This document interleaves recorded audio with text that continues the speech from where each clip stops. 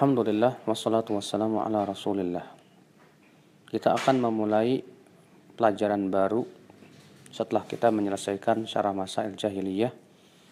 Kita akan masuk buku baru yang berjudul Al-Isbah fi Bayani Manhajis Salaf fi Tarbiyati wal Islah. Ini tentang manhaj salaf dalam masalah tarbiyah dan perbaikan.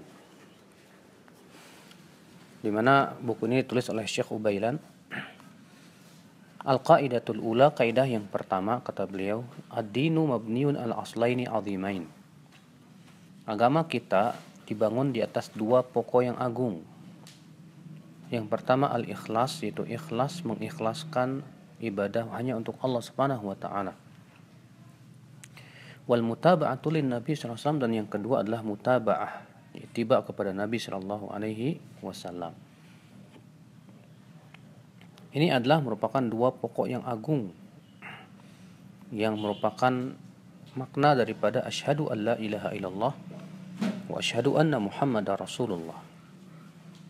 Ya, ketika kita mengucapkan asyhadu an la ilaha illallah, artinya mengikhlaskan ibadah hanya untuk Allah Subhanahu wa taala.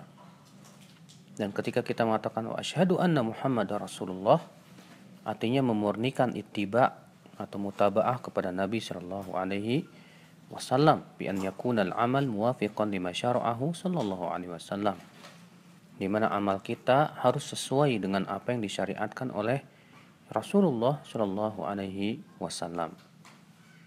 Ya, Allah berfirman dalam surat Al-Mulk ayat 2, alladzi khalaqal hayata wa alladzi khalaqal mauta wal hayata liyabluwakum ayyukum ahsanu amala. Dialah Allah yang telah menciptakan kematian dan kehidupan dan kematian.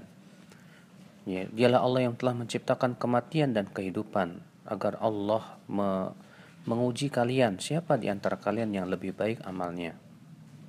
Berkata Fudail bin Iyad, yang lebih baik amalnya artinya yang paling ikhlas dan yang paling benar. Yang paling ikhlas artinya yang betul-betul karena Allah, dan yang paling benar artinya yang sesuai dengan sunnah Rasulullah sallallahu alaihi wasallam.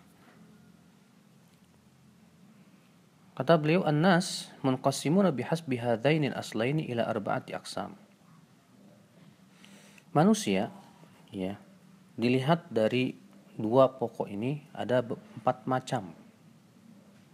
Macam yang pertama, ahlul ikhlas. Mereka adalah orang-orang yang betul-betul ikhlas, wal mutaba'ah, dan betul-betul mengikuti Rasulullah sallallahu alaihi wasallam. Ya. Maka ini adalah derajat yang paling tinggi. Yang kedua, orang yang tidak ikhlas dan tidak pula mutaba'ah. Ya, sudahlah hatinya tidak ikhlas, tidak mengharapkan wajah Allah, sudah begitu tidak sesuai dengan contoh Rasul sallallahu alaihi wasallam, ini yang paling buruk tentunya.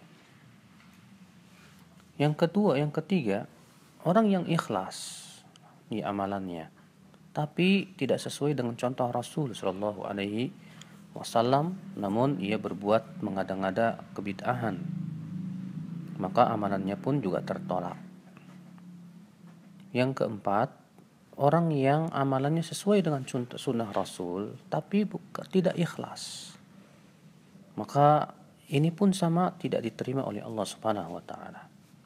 Maka yang terbaik adalah yang pertama, yang sesuai dengan sunnah Rasulullah dan ia ikhlas di dalam mengamalkan ibadah tersebut. Maka setiap kita ya berusahalah semaksimal mungkin akhwat Islam ya untuk merealisasikan keikhlasan, ya, dengan cara apa? Mengikhlaskan amalan hanya untuk Allah, bukan karena pujian manusia, bukan pula karena mengharapkan dunia, tidak pula karena ya ingin diberikan kesenangan dari kehidupan dunia ini. Maka ini adalah merupakan akhwat Islam kaidah yang harus kita benar-benar perhatikan dalam masalah tarbiyah dan islah, yaitu ikhlas dan mutaba'ah.